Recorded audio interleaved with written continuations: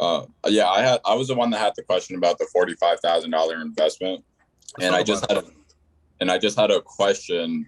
What if it happened during two different calendar years? So just say I gave the initial investment in 2019 and now it's 2021. So if I'm receiving my initial investment back, would it like spark something with the IRS or something? Because that's what I was thinking, that it would be like a red flag and I would pretty much get taxed on it. So I just was unsure. Okay. Of, So what's the?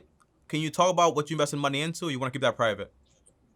it's just real estate related.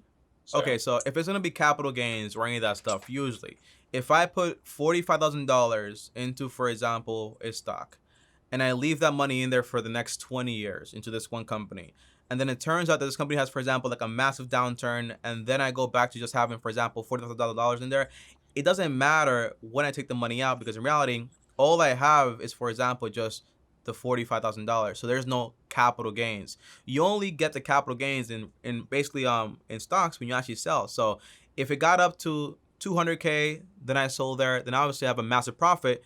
I'll get taxed on that. But if I have $45,000 and I just got back $45,000, whether it's next year or the next year after that, it's the same amount of money. There's no capital gains there. So that should be fine. Does that make sense? okay. Yeah, that was just my concern. I was just unsure if they would try to tax me on it. Um, and then I just wrote down some questions. Capital gains. Okay, and then is capital gains over a year? Because sometimes I hear it has to be 2 years with real estate, and then sometimes I hear over 365 days. So I'm kind of So you're talking about long-term capital gains versus short-term yeah, capital gains. long term. Yeah. In the stock market, and usually I think in real estate also, it's just 1 year plus 1 day. And that means Okay. basically you get taxed between 0% to 15% to 20% based on how much income you actually make. When it's less than a year, usually you get taxed, for example, as ordinary income.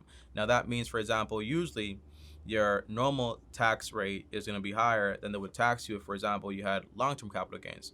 And the reason they do this is because basically the government wants you, the IRS wants you to have money invested into the economy for longer periods of time. Bum bum bum bum ba ba da ba da ba da ba da ba da ba da ba da ba da ba da ba da ba da ba da ba da ba da. You've got to stop.